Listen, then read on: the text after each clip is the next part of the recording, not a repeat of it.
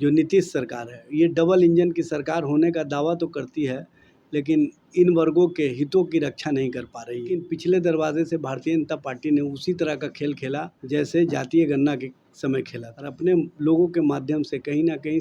पटना उच्च न्यायालय में मामले को ले जा करके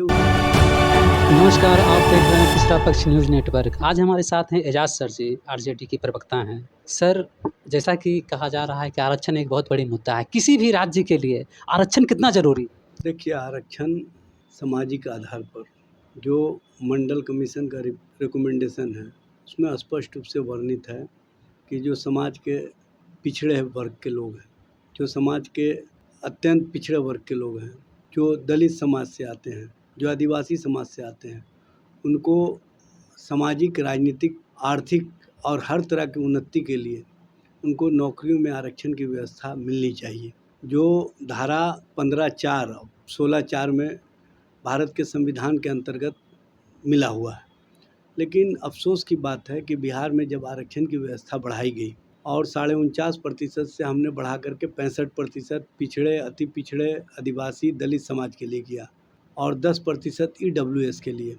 जबकि आरक्षण की जो सीमा है उसको पहले ही माननीय सर्वोच्च न्यायालय ने कहीं ना कहीं जब ईडब्ल्यूएस को 10% आरक्षण की व्यवस्था की मान्यता दी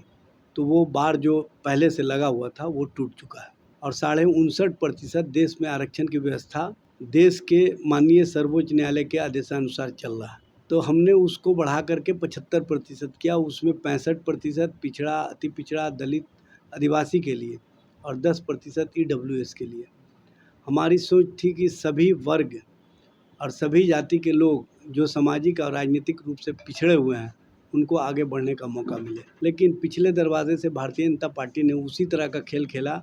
जैसे जातीय गणना के समय खेला था और अपने लोगों के माध्यम से कहीं ना कहीं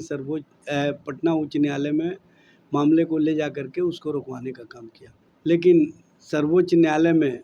बिहार सरकार को जाना चाहिए, बिहार सरकार शायद गई भी है, लेकिन इस मामले पर हमको उम्मीद है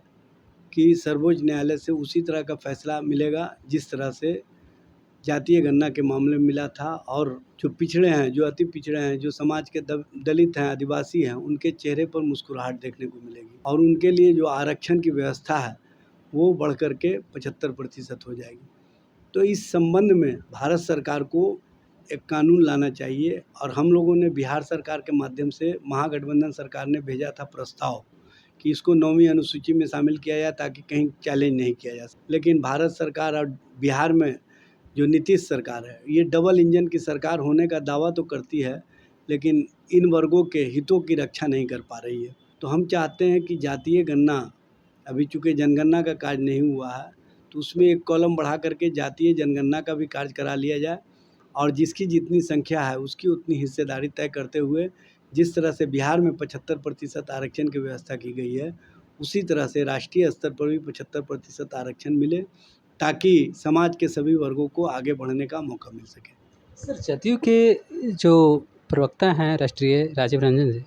उन्होंने कह रहे हैं कि आरजेडी जो है सिर्फ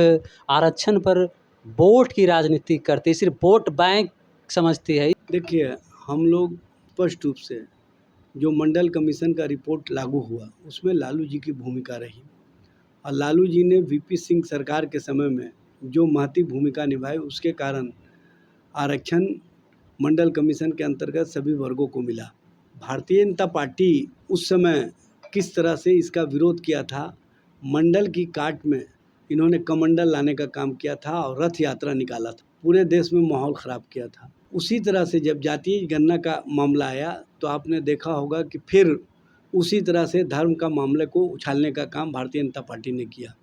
जब जब आरक्षण की बात होती है तब तब ये धर्म को आगे लाते हैं और धर्म की राजनीति करने वालों के साथ जनता दल यू के नेता जनता दल यू जा करके आरक्षण के प्रति जिस तरह का भारतीय जनता पार्टी के द्वारा जो खेल खेला जाता है उसको सपोर्ट अंदर खाने से करती है, वो स्पष्ट रूप से दिखता है। इसलिए उनको कहने का कोई अधिकार नहीं है। आरक्षण के प्रति उसी का सोच बन सकता है जो सही मायने में गरीबों, शोषितों, वंचितों, पीड़ितों को न्याय देना चाहती है और उनको सम्मान देना चाहती है और वो सम्मान और न्याय राष्ट्रीय जनता दल ने पहले भी दिया है, लालू जी ने सत्ता में रहते हुए दिया है। और लालू जी का एक ही सोच है कि इन वर्गों के हक और अधिकार के लिए हमको चाहे जितनी दूरी तय करनी पड़े हम दूरी तय करेंगे, लेकिन इन वर्गों को हम किसी भी स्थिति या परिस्थिति में उनके साथ न्याय और न्यायोचित फैसला करेंगे। कहने का मतलब है कि जो डबल इंजन की सरकार है बिहार में वो आरक्षण विरोधी है। देखिए, आरक्षण विरोधी नहीं बल्कि आरक्षण अगर लागू किया जब जाता है तब कहीं न कहीं धर्म को आडंबर के रूप में सामने ला करके,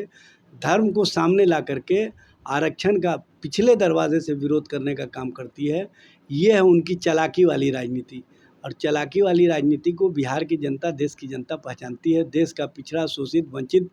दलित, आदिवासी वर्ग पहचानता है, और उनको पता है कि कौन हमारे अधिकार और हक की लड़ाई लड़ रहा, कौन हमारे हक और अधिकार को छीनने के लिए पिछले दरवाजे से खेल खेल रहा है। Thank you sir.